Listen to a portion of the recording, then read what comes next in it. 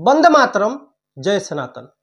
जते बड़े कथा आम विराट सनातन धर्म हिंदू समाज आसे से जी हूँ जेकोसी व्यक्ति हूँ जेकोसी संगठन हूँ प्रधानमंत्री नरेंद्र मोदी हूँ योगी आदित्यनाथ हूँ अथवा मोहन भागवत अथवा अन्य कई हूँ जितेबाला भी कथा हिंदुत्व आसब आम धर्म सभ्यता संस्कृति रूप से आसब ता विरुद्ध रे कुठारघात हम आम क्या सहित सालिश करूँ कारण प्रथमे आम धर्म जी भी हिंदुत्वर सपक्ष भारतीयता हिंदू समाज सपक्ष कार्य करिवो ताकू आम प्रशंसा करूँ आउ जी भी हिंदुत्व भारतीयता सनातन धर्म सभ्यता आम आस्था उपरे टिप्पणी करिवो ताकू कुठारघात करिवो आमे ता उपरे समालोचना करूँ कारण धर्म ठारू बड़ किछि भी नुहे।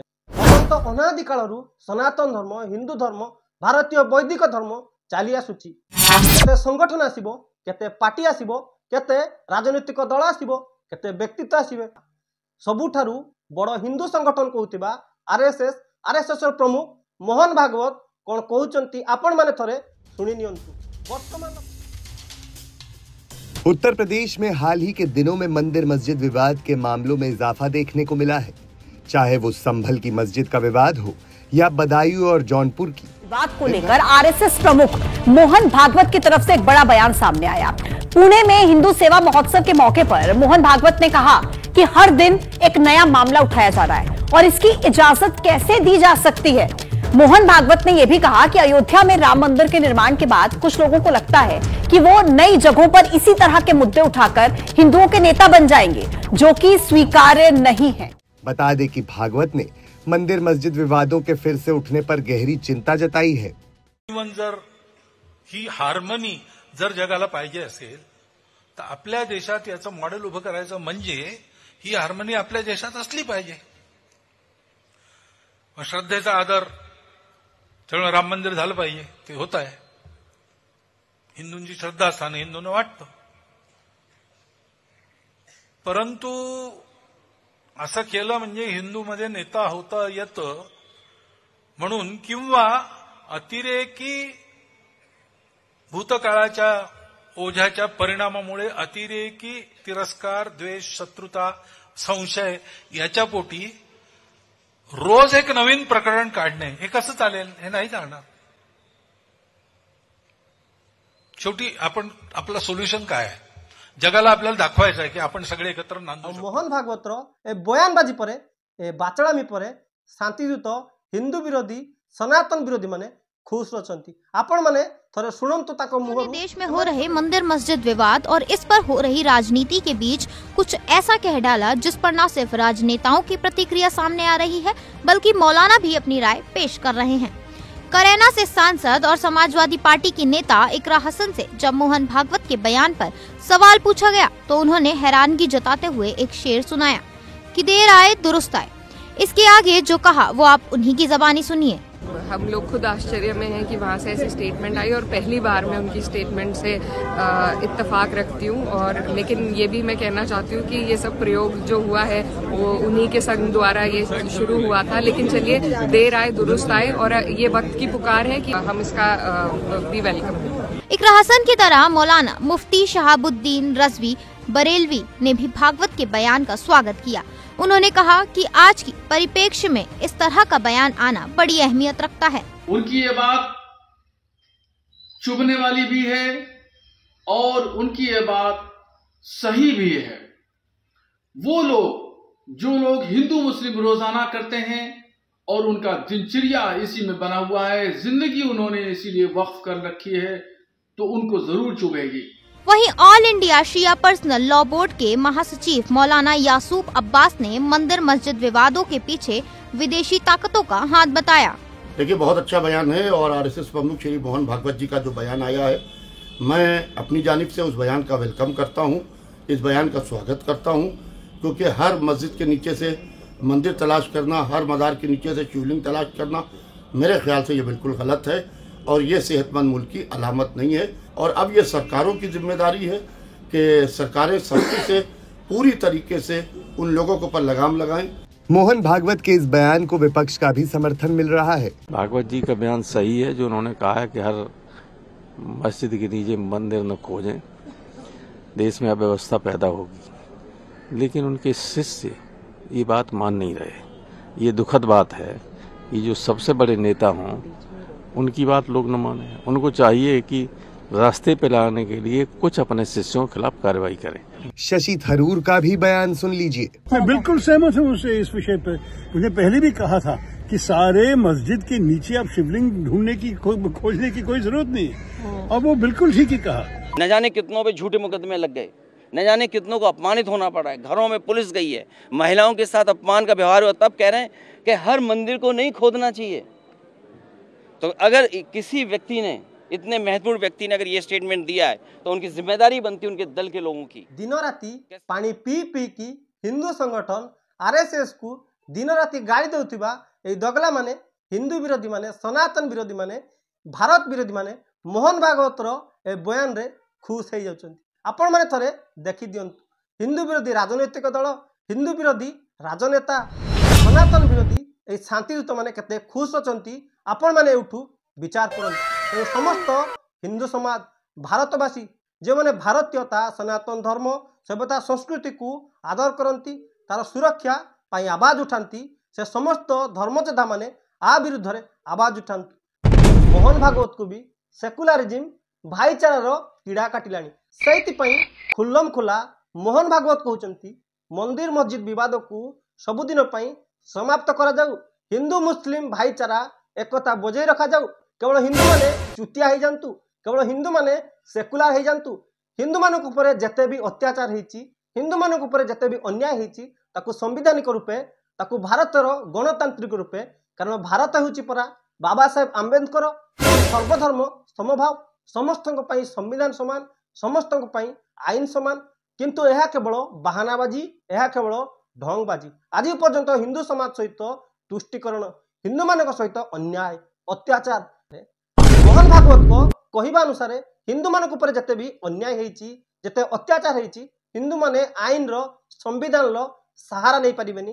ताहा पुणी गणतांत्रिक भारत रे, धर्मनिरपेक्ष भारत रे, जोठी 90% हिंदू समाज बास करछन्ति। की प्रकार न्याय, की प्रकार दोहरा चरित्र, आ की प्रकार पागलामी। आम पर अन्याय होती, अत्याचार होती, आमर हजार हजार मठ मंदिर को ध्वस्त विध्वस्त करा जायछि। संविधान अनुसार आमे ताकू केस भी लड़ी पारिबुनी। वाह, मानिबा पई पड़िबो मोहन भागवत जी। मोहन भागवत को अनुसार उदाहरण पई आपण माने बुझंतु, आमर 5 भाई भितरु 5 भाई को हत्या करा जायछि, मो बापा मां को हत्या करा जायछि, आमर भौणी आमर साई पड़िसा को बलात्कार करा जायछि, चोर लुटेरा माने आमर मठ मंदिर को भागी। किंतु आमे जेतेबेले संविधान द्वारस्थ हबु, आमको संविधान जो अधिकार देछि अन्याय विरुद्ध रे, अत्याचार विरुद्ध रे, आम पर हेतिबा निर्मम नृशंस हत्या बर्बरता विरुद्ध रे आमे संविधान, आईन, कोर्ट कचेरी आश्रय नबु। आमे तो अन्य जिहादी शांतिदूत परी सर्तन से जुदा कहूनु, भीड़ द्वारा आक्रमण करूनु, भीड़ द्वारा न्याय मागुनु। आमे तो संविधान द्वारस्थ होचु। सर्वंसहा बहुत संख्यक हिंदू समाज सदा सर्वदा आईन आश्रय निये। आमे जाई कहबू, जज साहेब, मियाँ लॉर्ड, केवल मो स्त्री को न्याय दियो, मो बाप माँ, मो साई पड़िशा, मो मठ मंदिर, मो गौमाता से सब जाऊ चुली की। मो हृदय विराट बड़। अपराधी को, जिहादी आतंकी मानू मुक्त करा जाऊ, कारण मु परा हिंदू, सर्वंसहा हिंदू। 1000 वर्ष धरी मो पर अत्याचार होईची, मो धर्म, सभ्यता, संस्कृति पर बारंबार कुठारघात होईची। मो भारत मातार पवित्र भूमि को मलिन करचंती। मु परा हिंदू, मु केतेबेले भी मो धर्म पई कहा ऊपर अत्याचार कर नहीं, अन्याय कर नहीं, कहा को हत्या कर नहीं। मो धर्म, सभ्यता, मो संस्कृतिर प्रचार प्रसार करिया पई कोनोसी निरीह पिंपुड़ीटे को आज जाए मारी नहीं, किंतु मो उपरे बारंबार अत्याचार होईची, अन्याय होईची। मो भारत माता खंड विखंडित होईची, मजहब संप्रदायदार होईची। भारत स्वाधीन होबा परे दीर्घ 75 वर्ष परे 21 शताब्दी रे समान अवस्था हिंदू मानकर। संख्यक हिंदू मानक सह की प्रकार न्याय आपण माने थरे विचार करो। ठीक अच्छी, आमे किछि समय पई मानि नउचु आरएसएस रो प्रमुख मौना भागवत कथा। राष्ट्रप्रेमी सनातनी हिंदू धर्मयोद्धा मानकू मोर प्रश्न, तापरे भी कौन हिंदू माने सुरक्षित रहिबे? हिंदू माने कौन तापरे भी भारत रे सुरक्षित रहिबे? आमे जदि मस्जिद तले मंदिर न खोजिबू, आमे जदि किछि भी न करिबू, तापरे भी कौन हिंदू माने सुरक्षित रहिबे? समस्त को जना अछि जिहादी आतंकी मानक पई आमे हिंदू है जन्म होबा आम पई विराट बड़ महापाप। जिहादी आतंकी मानक पई शांतिदूत पई हिंदू माने होचंती गोटिए गोटिए काफिर और काफिर रो केवल गोटिए सजा से होची मृत्यु। तन से जुदा आउ मृत्यु।